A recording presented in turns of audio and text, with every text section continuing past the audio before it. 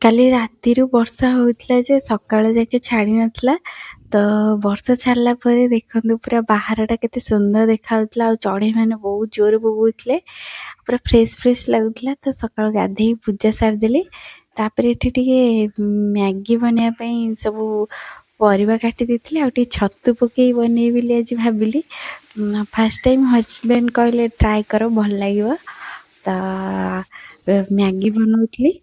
ତ ବହୁତ ଟେଷ୍ଟି ବି ହେଇଥିଲା। କେବେ ଏମିତି ଟ୍ରାଏ କରିନଥିଲି। ତ ମୁଁ ମ୍ୟାଗି ହେଇଯିବା ପରେ ମୋ ପାଇଁ ଅଳ୍ପ ନେଇକି ହଜବେଣ୍ଡଙ୍କ ଲାଗି ଅଳ୍ପ ରଖିଦେଇଥିଲି। ଆଉ ଏତେ ଟେଷ୍ଟି ହେଇଥିଲା, ଫାଷ୍ଟ ଟାଇମ୍ ଟ୍ରାଏ କରିଥିଲି କିନ୍ତୁ ବହୁତ ବଢ଼ିଆ ଲାଗୁଥିଲା। ତ ଖାଇ ଦେଇଥିଲି। ତାପରେ ଛତୁକୁ ବସି ପଡ଼ିଥିଲି ବାଛିବା ପାଇଁ। ତ ଆଜି ଛତୁ ତରକାରୀ ବନେଇବା ପାଇଁ ହଜବେଣ୍ଡ କହିଥିଲେ। ତାପରେ ମିଶୋରୁ ମୋର ଗୋଟେ ପାର୍ସଲ ଆସିଥିଲା।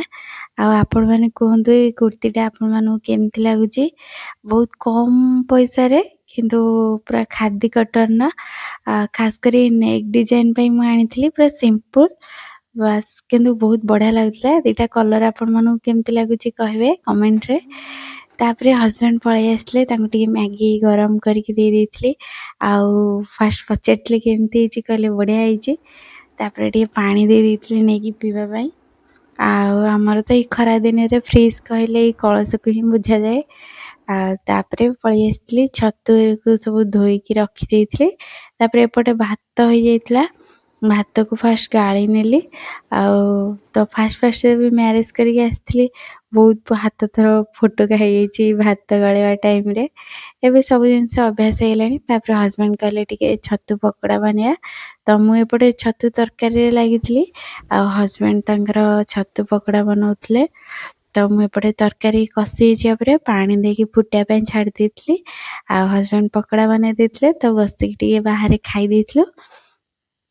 ଆଉ ଏପଟେ ଖାଇସାରିଲା ବେଳକୁ ତରକାରୀ ବି ମଧ୍ୟ ଫୁଟି ଯାଇଥିଲା। ଆଉ ତାପରେ ଲାଷ୍ଟକୁ ଗରମ ମସଲା ଧନିଆ ପତ୍ର ଦେଇକି ତରକାରୀକି ଓହ୍ଲେଇ ଦେଇଥିଲି। ଦେଖନ୍ତୁ କେତେ ଟେଷ୍ଟି ହେଇଛି ଆମ ଛତୁ ତରକାରୀ। ଆଉ ତାପରେ ବାହାରକୁ ଟିକେ ପଳେଇ ଆସିଥିଲି। ଆଉ ମୁଁ ଯେଉଁ ଗଛ ଲଗେଇଛି, ଗୋଟେ ଆଣିଥିଲି ଛୋଟ ଟଗର ଗଛ, କୁଞ୍ଚ ଟାଇପ୍ର ତା ଦେହରେ ହେବ। ତ ସେଇ ଗଛର ଡାଳ ଲଗେଇଥିଲି, ସେଇଟା ବଞ୍ଚିଛି ନା ନାହିଁ ତା ଦେଖିକି ତାକୁ ଟିକେ କାଟି ଦେଉଥିଲି। ଆଉ ଏଇଟା ହେଉଛି ବିନ୍ସ ଗଛ। ଏମିତି ପରିବାରେ ବିନ୍ସ ଆଣିଥିଲି, ସେ ମଞ୍ଜି ଟିକେ ପୁରା ବିନ୍ସଟା ଶୁଖି ଯାଇଥିଲା ତ ତାକୁ ପକେଇ ଦେଇଥିଲି। ତ ଦେଖନ୍ତୁ କେତେ ଗଛ ହେଇକି ପୁରା କଷି ବି ଧରିଛି ବିନ୍ସ ହେବା ପାଇଁ। ତାପରେ ହଜବେଣ୍ଡ ଆସିକି ଟିକେ ମୋତେ ହେଲ୍ପ କରିଥିଲେ। ତାପରେ ଆମେ ଖାଇ ଦେଇଥିଲୁ। ଆଜି ଖାଲି ଛତୁ ତରକାରୀକି ଆମ୍ବ ଲଗେଇକି ଖାଇଦେଲୁ। ତାପରେ ସନ୍ଧ୍ୟାରେ ଉଠିକି ଶୋଇପଡ଼ିଥିଲି, ଉଠିକି ସନ୍ଧ୍ୟା ଦେଲି। ଆଜି ପୁରା ଚାନ୍ଦ ସୁନ୍ଦର ଦେଖାଯାଉଥିଲା କାହିଁକିନା ଆଜି ପୂର୍ଣ୍ଣିମା ଥିଲା। ତାପରେ ଘରକୁ ଟିକେ ଯିବି ବୋଲି ଆଜି ଭାବିଲି। ତ ବୋଉ ପାଇଁ ଟିକେ ଯେଉଁ ପୋଦିନା ଗଛ ଲଗେଇଥିଲି ତ ନେଇଯାଇଥିଲି। ଆଉ ଗୋଟେ ଏଇଟା ହାଇବ୍ରିଡ୍ ଟଗର ଗଛର ଡାଳ ଆଉ ଗୋଟେ ସୁଗନ୍ଧରାଜର ଡାଳ ଟିକେ କାଟିକି ନେଇଯାଇଥିଲି, କାହିଁକିନା ବୋଉ ଘରଟି ଲଗେଇବ ବୋଲି କହୁଥିଲା। ତ ନେଇକି ଆମେ ବାହାରି ପଡ଼ିଥିଲୁ ଘରକୁ।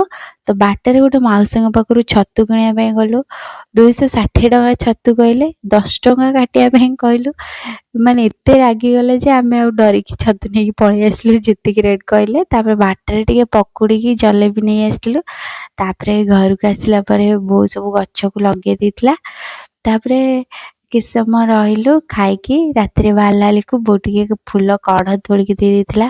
ଆଉ ଆମ ବାରିରେ ଦେଖନ୍ତୁ ଏଇଟା ଗୋଟେ ସପେଟା ଗଛ ଲଗେଇଛି ବୋଉ, ଆଉ ବହୁତ ସାରା ସପେଟା ହେଇଥିଲା।